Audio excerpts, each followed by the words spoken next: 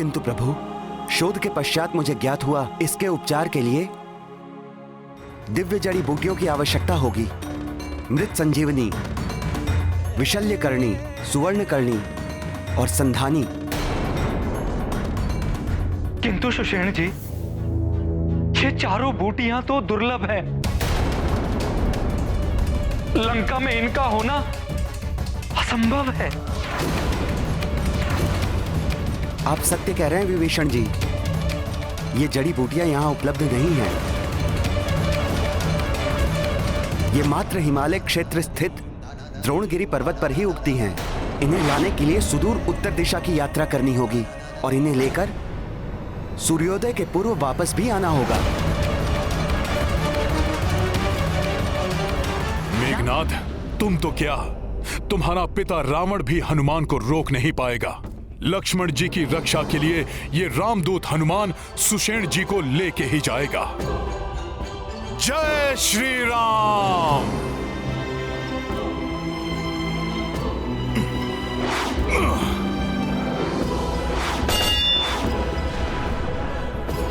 ये ध्वनि कैसी?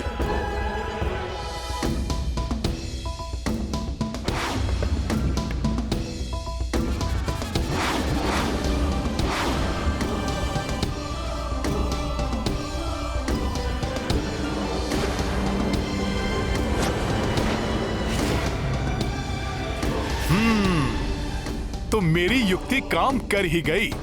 सारे मूर्ख राक्षस उसी ओर बढ़ लिए।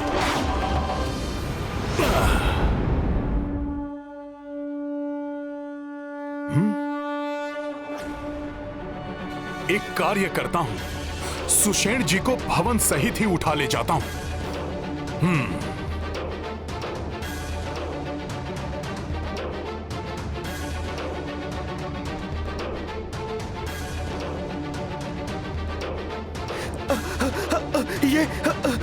ये अकस्मात इतनी तीव्र गति से भूकंप कैसे आ रहा है? युवराज मेघनाद, वानर तो उस ओर है।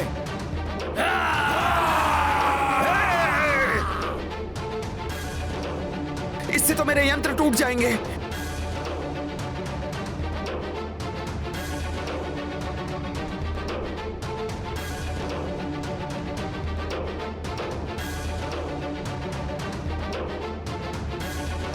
जय श्री राम।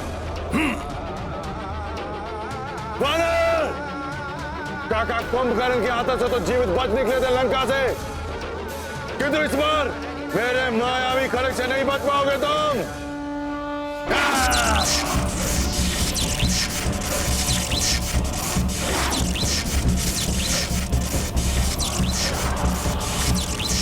वानर, यदि इस घेरे से निकलने का प्रयास करोगे तो तुम्हारी देह छोटे छोटे अंशों में विभक्त हो जाएगी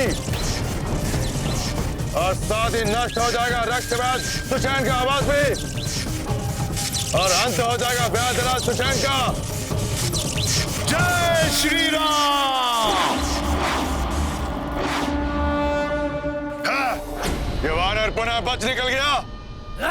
ये भूकंप तो बड़ा ही विचित्र है। आज तो ये धरती भी प्रचंड रूप से डोल रही है।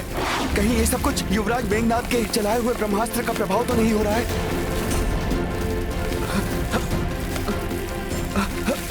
ये क्या?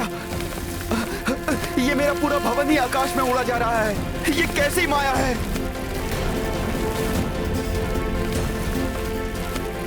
ये वानर, तुम वही हनुमान हो ना जिसने लंका का दहन किया था? हाँ वैद्यराज सुषेण जी, प्रणाम। किंतु मैंने तुम्हारा और तुम्हारे उस वनवासी राम का कुछ भी अहित नहीं किया है। फिर तुम मेरा भवन क्यों उखाड़ ले आए? किस अपराध का दंड दे रहे हो मुझे? क्षमा करें वैद्यराज जी, परिस्थिति ही ऐसी उत्पन्न हो गई है कि मुझे बिना बताए आपको उठाकर लेकर आना पड़ रहा है। किंतु मैं आपको विश्वास दिलाता हूँ कि आपको दंड की नहीं सौभाग्य की प्राप्ति होगी। प्रभु श्री राम के दर्शन, उनकी सेवा करने का सौभाग्य।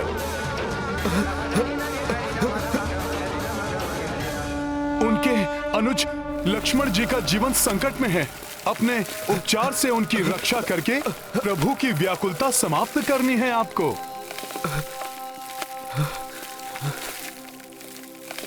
जय श्री राम। अब ये वानर भवन ही उखाड़ कर ले चला। जब भी ये वानर लंका में आता है कुछ ना कुछ तोड़ फोड़ कर ही जाता है। क्या भला है ये वानर, वश में भी नहीं आता।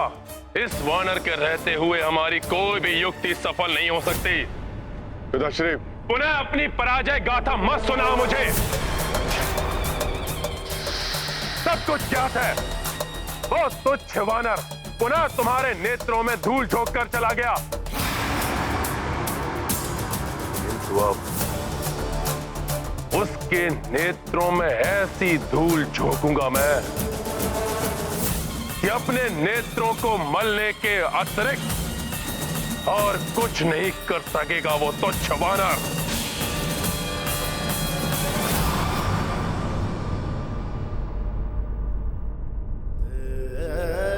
जय श्री राम। हनुमत सुषेण भवन संग लाई, जो देखी अचरज हर्षाई। सूचना जीवित वैदेही लाए, मंगल करते पवन सुताए। कोसो विघ्न व कोसी बाधा, बजरंगी हर काज को साधा। नाम कपि मंगलमय आसा, अंजनी पुत्र निर्मह उजासा। महाबली हनुमत की रुचिकर लीला राम भगत की। जय जय जय रघुनंदन राम, जय जय जय महाबली हनुमान। जय जय जय रघुनंदन राम, जय जय जय महाबली हनुमान।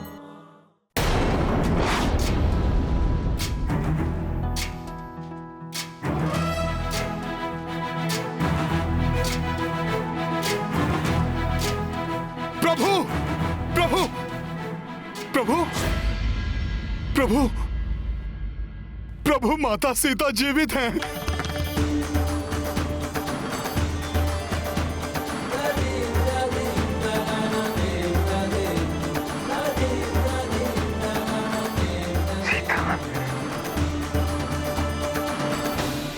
मेरी सीता जीवित है? जी प्रभु। लक्ष्मण, सुना तुमने? तुम्हारी भाभी मां जीवित है। प्रभु, उस दुष्ट मेघनाद ने मुझे भरमा दिया था। प्रभु, माता सीता सकुशल हैं, सकुशल हैं माता सीता। मैं स्वयं उनसे भेंट करके आ रहा हूं।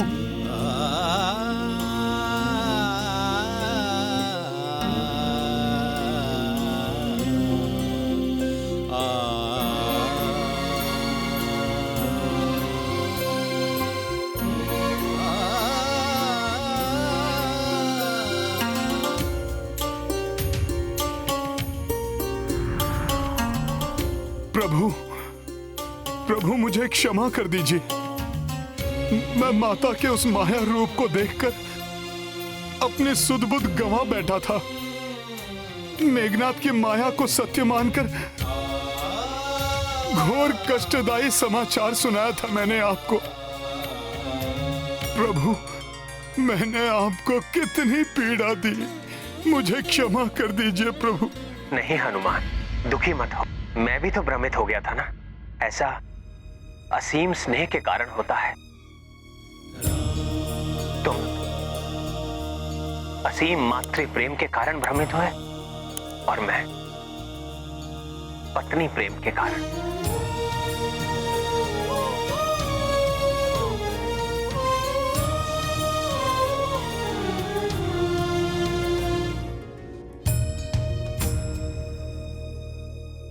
प्रेम कभी कभी मन को दुर्बल कर देता है और मन की इसी दुर्बलता का लाभ उठाते हैं ये राक्षस।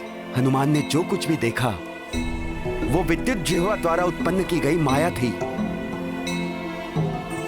और उसी माया से एक बार रावण ने माता सीता को भी भ्रमित करने का प्रयास किया था।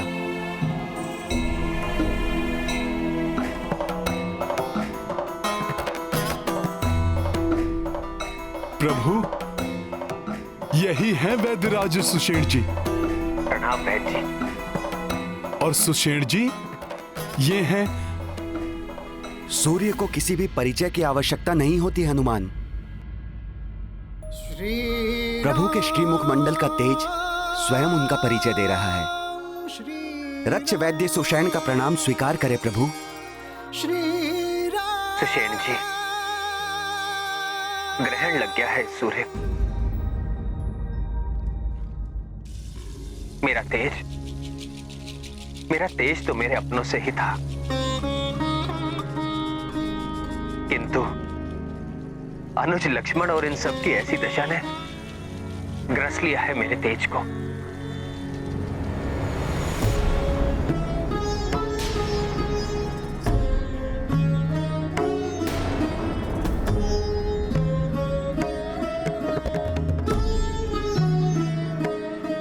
ये तो गंभीर रूप से आहत दिखाई दे रहे हैं। हाँ सुषेण जी, इन्हीं के उपचार के लिए आपको यहाँ बुलाया गया है। सुषेण जी, आप महाअनुभवी हैं। इन अस्त्र शस्त्र के प्रभाव को नष्ट करने में निपुण होंगे आप। भले ही आप हमारे शत्रुओं की नगरी लंका के राजवैद्य हैं, किंतु एक चिकित्सक का धर्म होता है पीड़ित को पीड़ा से मुक्त कराना, भले ही वो शत्रु पक्ष का हो या मित्र पक्ष का। प्रभु, मैं चिकित्सक धर्म का कठोरता से पालन करता हूं। आपके अनुज का उपचार मैं अवश्य करूंगा।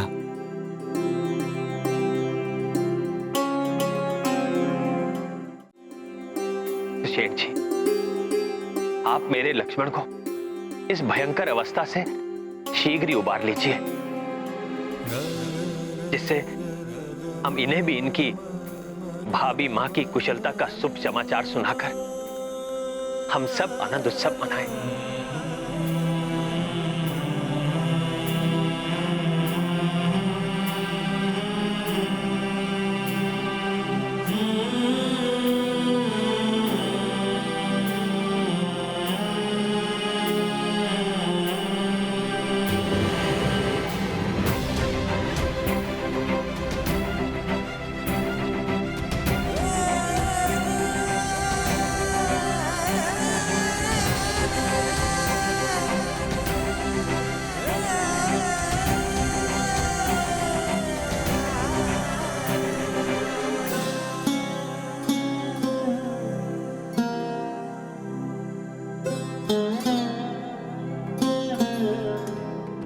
घोर आश्चर्य प्रभु, जिस ब्रह्मास्त्र के प्रहार से लंका समेत समस्त पृथ्वी में महाविनाश मच सकता था, उसका प्रभाव इतना सीमित कैसे हो गया? बिना किसी दैवीय शक्ति की सहायता के यह संभव नहीं हो सकता। उस ब्रह्मास्त्र का प्रभाव कम हो गया है, इसीलिए कुमार लक्ष्मण सहित अन्य वानर योद्धाओं का उपचार किया जा सकता है।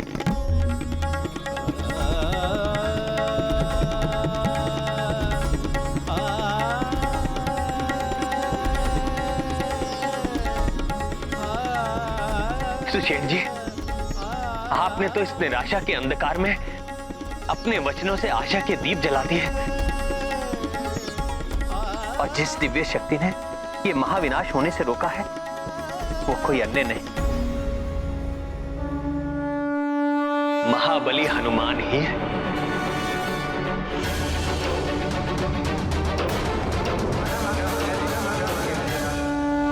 जिस वानर ने ब्रह्मास्त्र जैसे महाविनाशकारी अस्त्र को अपने सीने से रोक के उसके प्रभाव को न्यूनतम कर दिया हो, अब उसे किस अस्त्र से परास्त किया जा सकता है महाराज? तुमने क्या मुझे बेगुनाह समझ रखा है?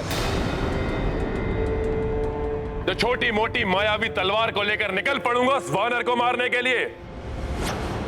अब मैं ऐसा प्रहार करूंगा जिसे स्वयं महादेव को सहन करना संभव नहीं हो पाएगा।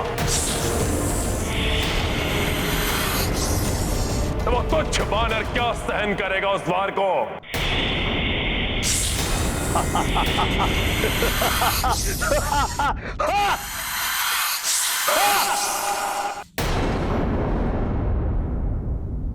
मुझ में ब्रह्मास्त्र का वार सहने की शक्ति कहां है? मेरी शक्ति तो स्वयं प्रभु श्री राम है। इनका नाम इनकी भक्ति है। इन्हीं की कृपा से मुझ में ये सामर्थ्य आया है। मेरे समस्त कार्य प्रभु श्री राम जी के शुभ आशीष से ही संपन्न होते हैं।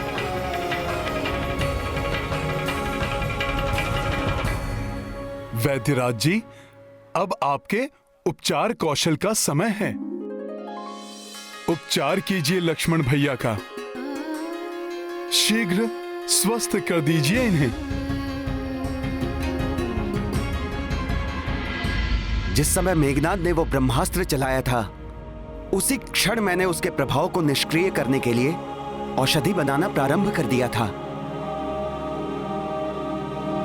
किंतु प्रभु, शोध के पश्चात मुझे ज्ञात हुआ इसके उपचार के लिए दिव्य जड़ी बूटियों की आवश्यकता होगी। मृत संजीवनी, विशल्यकर्णी, सुवर्णकर्णी और संधानी। किंतु सुषेण जी, ये चारों बूटियां तो दुर्लभ हैं। लंका में इनका होना असंभव है। आप सत्य कह रहे हैं विभीषण जी, ये जड़ी बूटियां यहां उपलब्ध नहीं हैं। ये मात्र हिमालय क्षेत्र स्थित द्रोणगिरी पर्वत पर ही उगती हैं। इन्हें लाने के लिए सुदूर उत्तर दिशा की यात्रा करनी होगी और इन्हें लेकर सूर्योदय के पूर्व वापस भी आना होगा।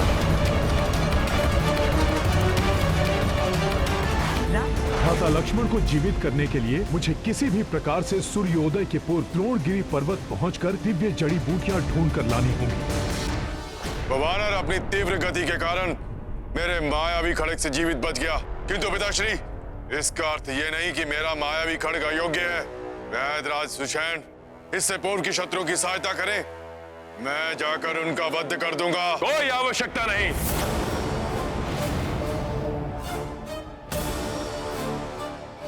मुझे ज्ञात है कि रक्ष वैद्य सुषेण ने उस तुच्छ वानर को औषधि लाने के लिए कहां भेजा होगा। उस वानर को वहां औषधि नहीं, कालकूट विष प्राप्त होगा और ये कार्य करेगा मायावी काल नेमी। काल नेमी, काल नेमी।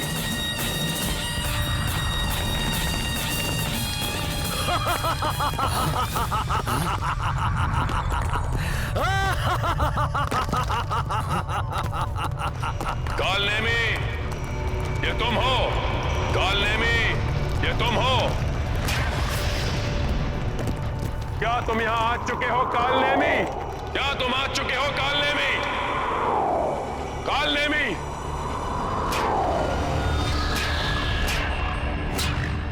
तुमने मेरे रूप में आने और मेरे सिंहासन पर बैठने का दुस्साहस कैसे किया? काल नेमी, तुमने मेरे रूप में आने और मेरे सिंहासन पर बैठने का दुस्साहस कैसे किया?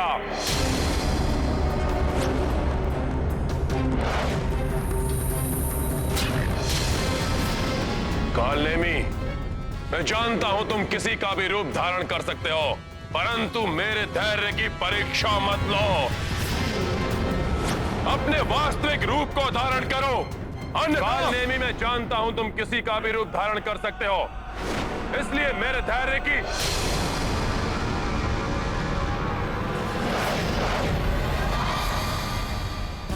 ना ना ना ना ना ना ना ना। अरे इतना क्रोध मत कीजिए महाराज लंकेश। मैं तो तुच्छ सा मायावी राक्षस हूँ। मैं आपके धैर्य की परीक्षा कैसे ले सकता हूँ? मैं तो बस यूं ही अपनी मायावी शक्ति का प्रदर्शन कर रहा था। तुम्हें अपनी मायावी शक्ति का प्रदर्शन करना है ना? मैं तुम्हें एक उचित अवसर दूंगा। छल, कपट, माया, मोहन, उच्चाटन, वशीकरण, जो चाहो सो प्रयोग करो तुम, किंतु इस समय तुम्हें विवश करना है उस तुच्छ वानर को कि तुम्हारी माया में फंसकर वो कालकूट जैसे महाभयंकर विष को ग्रहण कर ले। उसका अंत करना है तुम्हें। हो जाएगा, आपका कार्य हो जाएगा, किंतु इसमें मुझे क्या लाभ होगा? पिताश्री, ये स्वयं को कुछ आदि की योग्य समझ रहा है। छोड़िए इसे, मुझे आज्ञा दीजिए। मैं अभी जाकर इस वानर को समाप्त किए देता हूँ। हाँ लंकेश, उस वानर के जैसी माया तो मैं भी रच लेता हूँ। मैं भी जाऊंगा युवराज की सहायता के लिए। उचित है, यहाँ मेरी क्या आवश्यकता है? मैं जाता हूँ। रुको कालनेमी।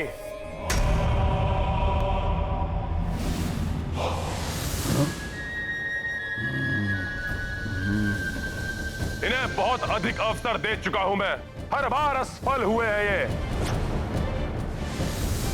तो आप ये चाहते हैं कि जो कार्य महामायावी विद्युत जीवा और आपके महायोद्धा युवराज मेघनाद नहीं कर सके, वो कार्य मैं करूं।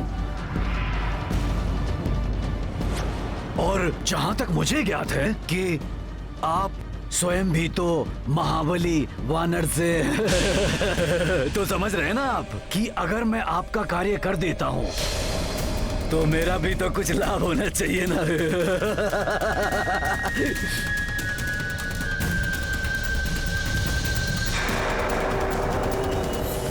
ठीक है, यदि तुम अपने कार्य में सफल हुए तो लंका सहित आधा पृथ्वी का भाग तुम्हारा, आधा पृथ्वी का भाग तुम्हारा।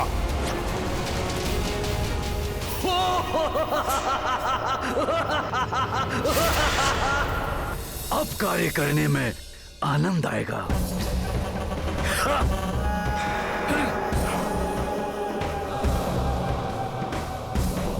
समझिए कि आपका कार्य हो गया लंकेश।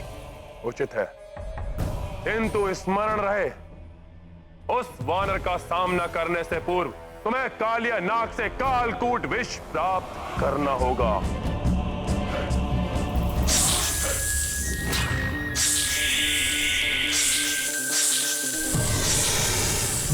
ना, आप उसकी चिंता मत कीजिए लंकेश। मैंने कहा ना, आप अपना कार्य पूरा हुआ ही समझिए।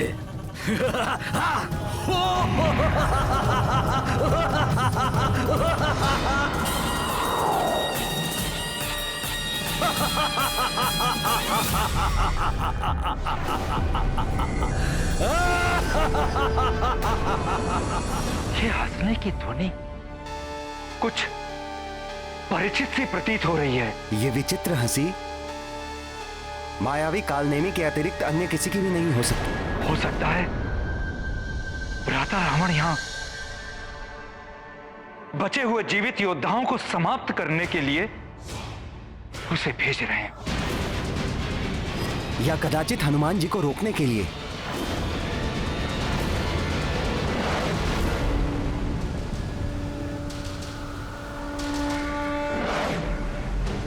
हिमालय क्षेत्र अब अधिक दूर नहीं है। शीघ्र ही मैं द्रोणगिरी पर्वत के निकट पहुंच जाऊंगा।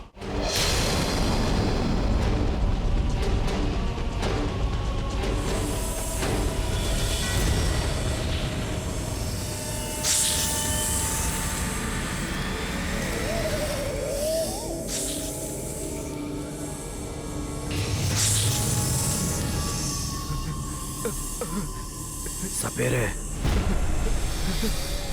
भीतर जाओ। नहीं महाराज, मैं भीतर नहीं जाऊंगा। भीतर जाने का अर्थ है मृत्यु। एक ही फुफकार में अपने महाविष से कालिया नाग अपने सम्मुख आए प्राणी को गला देता है। सपेरे! कालनेमी का क्रोध भी किसी महाविष से कम नहीं है। भीतर जाओ, जाओ भीतर।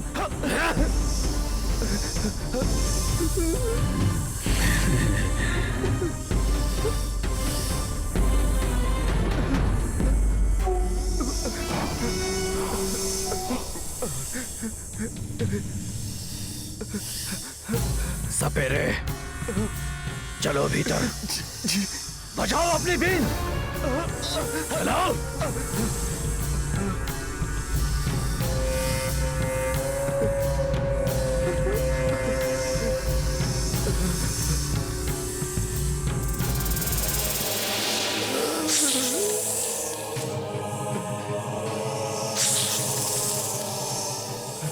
बीन बजाओ सपेरे, बुलाओ कालिया नाग को हमारे समक्ष बुलाओ। बीन बजाओ।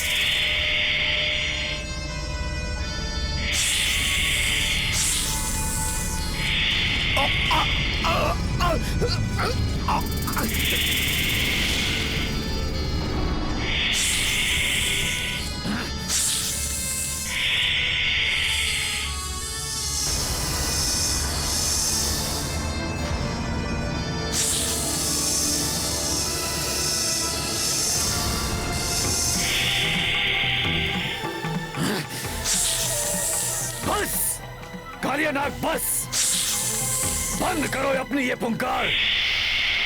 कदाचित तुम मुझसे परिचित नहीं हो।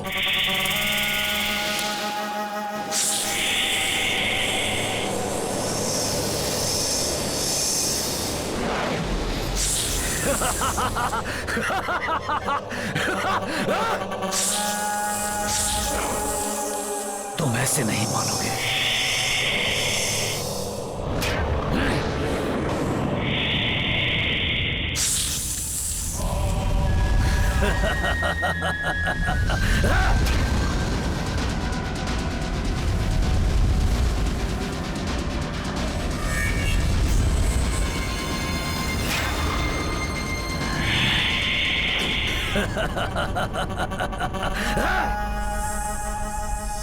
अब पुनः अपने विष का प्रहार मुझ पर करने की भूल मत करना, अन्यथा अपनी मायावी शक्ति से मैं तुम्हें और तुम्हारे परिवारजनों को जो यहाँ बिलों में निवास कर रहे हैं सबको समाप्त कर दूंगा।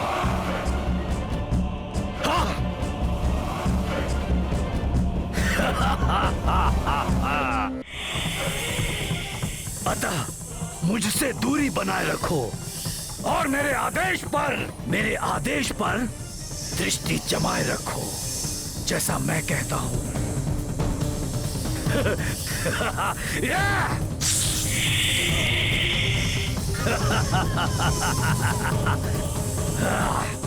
अब ठीक है।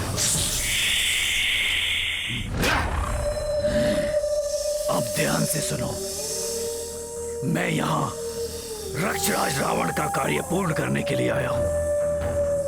मुझे तुम्हारा कालकूट विष चाहिए।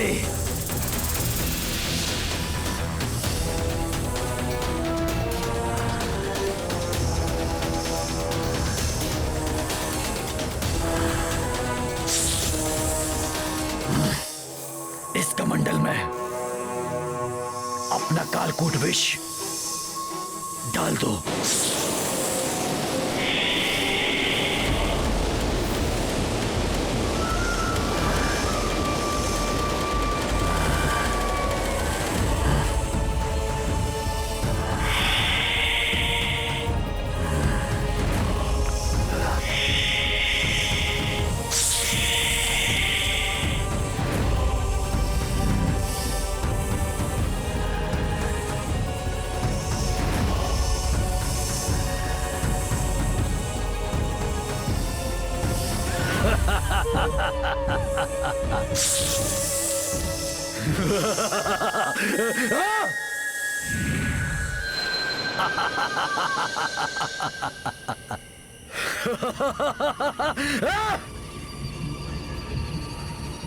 अति श्रेष्ठ, अति सुंदर, ये हिमालय क्षेत्र, ओ वो वानर हनुमान यही कहीं आएगा।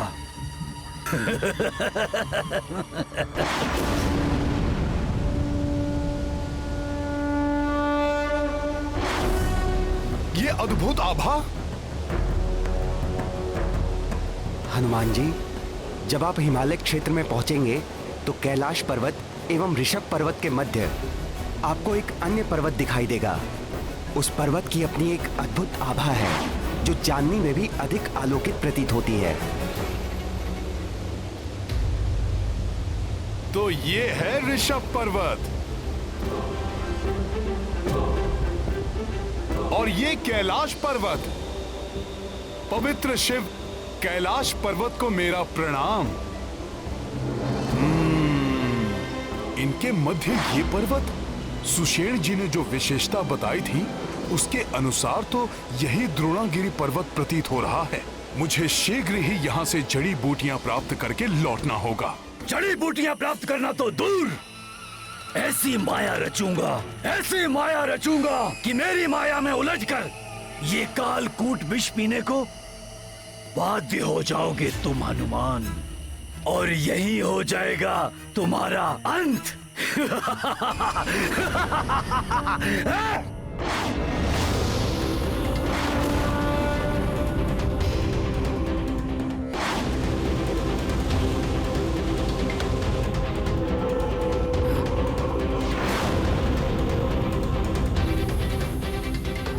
वानर इधर ही आ रहा है।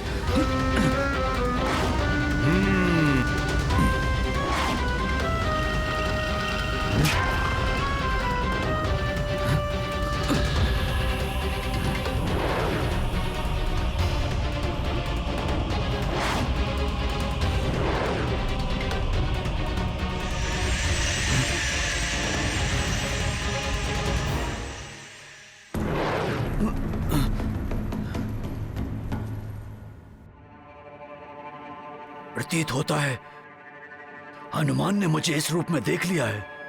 यदि इसने मुझे इस रूप में देख लिया है तो मेरी माया में कैसे फंसेगा ये? अभी तो मुझे अपनी माया रचानी है।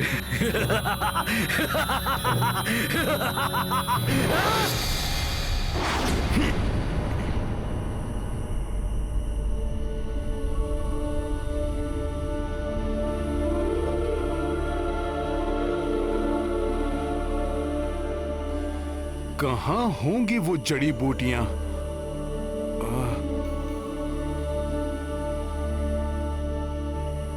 कितना मनोहर स्थल है। जड़ी बूटियों के अद्भुत प्रकाश से जगमग करता है ये वन।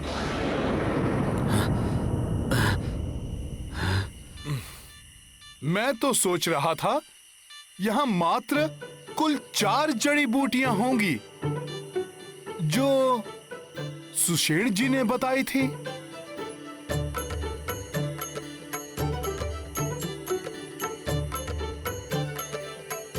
किंतु यहां तो विभिन्न प्रकार की सैकड़ों जड़ी बूटियां हैं। इनमें उन 4 जड़ी बूटियों को कैसे ढूंढ पाऊंगा मैं?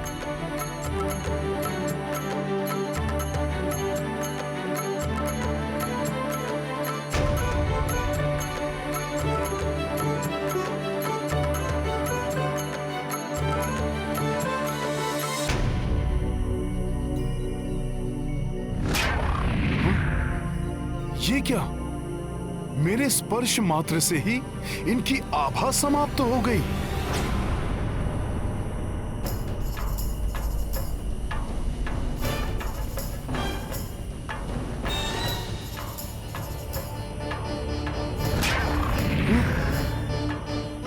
ये भी लुप्त हो गई।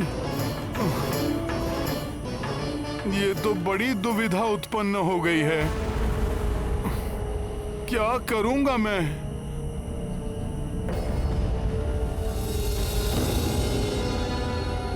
हाँ, सुषेण जी ने कुछ बताया था जब मैंने उनसे पूछा था, सुषेण जी, मैं उन जड़ी बूटियों को पहचानूंगा कैसे? हनुमान जी, ये जड़ी बूटियां दिव्य हैं, किंतु छुई मुई और रहस्यमय भी। ये अपने को पाने योग्य पात्र का चुनाव स्वयं करती हैं। इसलिए सर्वप्रथम आपको उनके समक्ष अपनी योग्यता को सिद्ध करना होगा, अपनी आवश्यकता का प्रमाण देना होगा, जो कि वास्तविक और धार्मिक सत्कार्य के लिए हो। और हाँ, इन जड़ी बूटियों को सूर्योदय के पूर्व ही तोड़ा जा सकता है। मुझे प्रातः काल से पूर्व ही चारों जड़ी बूटियों को पहचान कर उन्हें लेकर लंका पहुंचना ही होगा, किंतु ये सभी जड़ी बूटियां दिव्य दिखाई दे रही हैं। इनमें से उन 4 जड़ी बूटियों को पहचानूं कैसे?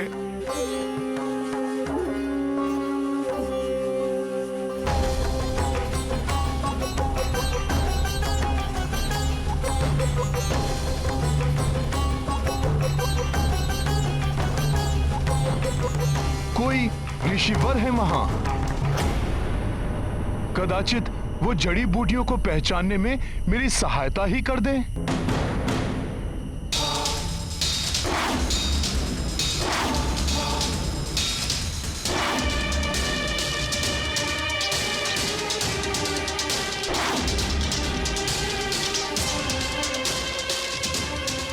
राम काज के लिए आए हो राम भक्त, तो इस प्रकार सोच विचार में समय नष्ट क्यों कर रहे हो? अविलंब अपना कार्य पूर्ण करो। प्रणाम गुरुदेव।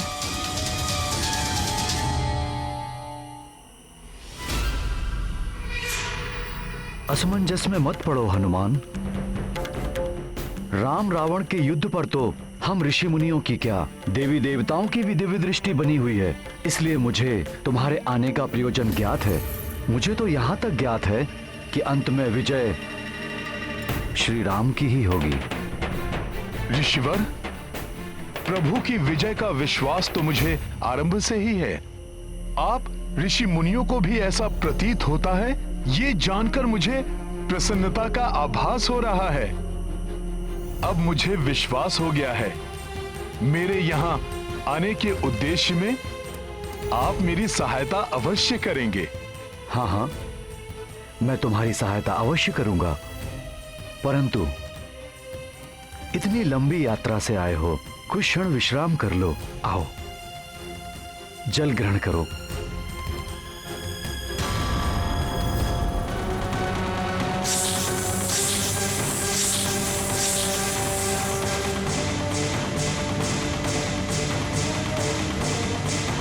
क्या सोच रहे हो? जल ग्रहण करो हनुमान।